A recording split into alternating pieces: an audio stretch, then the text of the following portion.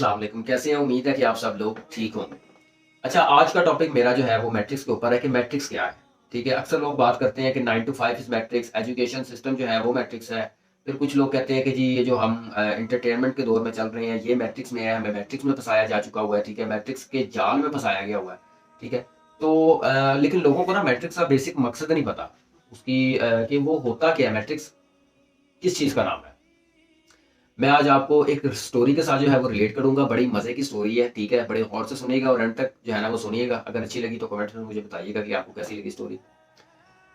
एक जो है वो एक्सपेरिमेंट होता है, जिसमें काफ़ी बड़ा एक जंगला सा होता है, ठीक है? उसके अंदर जो है ना वो 5 बंदरों को जो है वो बंद कर दिया जाता है। जी हाँ, 5 बंदर, जिनको बंद कर दिया जाता है।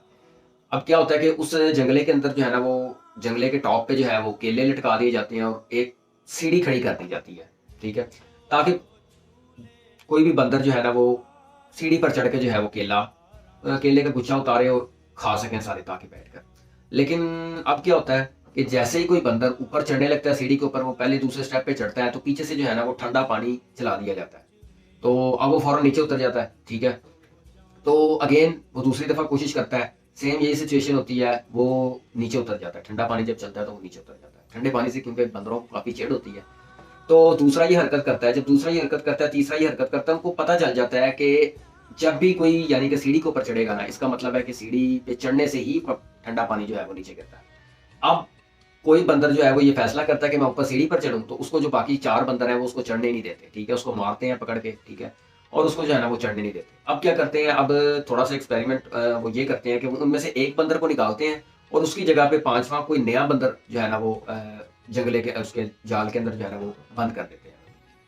अब चूंकि 5वें बंदर को नहीं पता होता कि जो है ऊपर सीढ़ी पे चढ़ने से क्या होगा, वो ऊपर केले देखता है, वो खुशी खुशी सीढ़ी के ऊपर चढ़ने लगता है कि जो बाकी के 4 बंदर होते हैं वो उसको जो है ना वो पकड़ के नीचे उतारते हैं और उसको मारने लग जाते हैं। अच्छा, उसको समझ नहीं लगती, वो दूसरी दफा चढ़ता है, ठीक है? उसको सेम उसके साथ भी वही सिचुएशन दोबारा से वो करते हैं, ठीक है? उसको मारते हैं, मार के उसको नीचे बिठा देते हैं।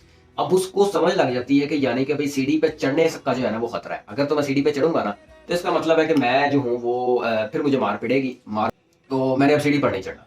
अच्छा, फिर क्या होता है, फिर वो जो बाकी के 4 बंदर बचते हैं उनमें से एक बंदर को फिर निकाला जाता है और उसकी जगह पर फिर जो है ना वो बंदर को रिप्लेस कर दिया जाता है, ठीक है? अब वो बंदर चूंकि नया होता है, ठीक है, वो फिर ऊपर चढ़ने की कोशिश करता है, बाकी के 4 बंदर जो होते हैं उसको मिलकर मारते हैं, ठीक है? तो उसको भी समझ लग जाती है कि मेरा ख्याल से हम जो है ना वो ऊपर चढ़ के यानी कि मैं केला जो है वो नहीं खा सकता, अगर मैं ऊपर चढ़ूंगा तो ये मुझे मारेंगे, ठीक है? अभी कोई बारिश नहीं हो रही, कोई कुछ भी नहीं हो रहा, लेकिन वो ऊपर नहीं चढ़ रहे।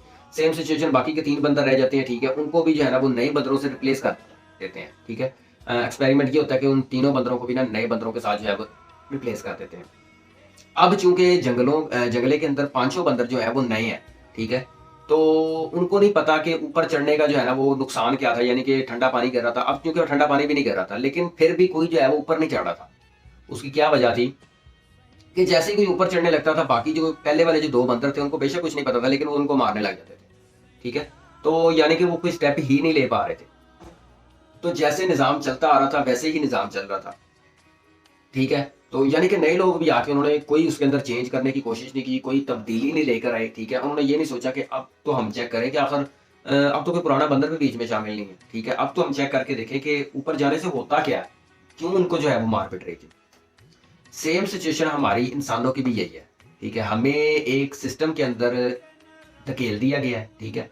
जो सदियों से वो सिस्टम चलता आ रहा है, ख्वाह वो एजुकेशन है, ख्वाह वो जॉब है 9 टू 5, ख्वाह वो एंटरटेनमेंट है, ठीक है? आप देख लें कि लोग ऐसे लाइन से पीछे लगे हैं ना, ठीक है? नौकरियां जो है वो बेशक नहीं है, लेकिन लोग लाइन में पीछे लगे हैं कि हमें नौकरी मिल जाए किसी तरह, ठीक है? एजुकेशन का कोई निज़ाम नहीं है, सब हर किसी को पता है कि एजुकेशन का निज़ाम कितना बुरा है पाकिस्तान के अंदर, लेकिन लोग जो है वो ऐसे लाइन में लगे हैं और ऐसे एजुकेशन हासिल करने के लिए जो है ना वो कोशिश जारी है कि उनको जो है ना वो कोई नहीं है कि हम जो है वो लाइफ में कुछ चेंज हासिल कर लें, ठीक है?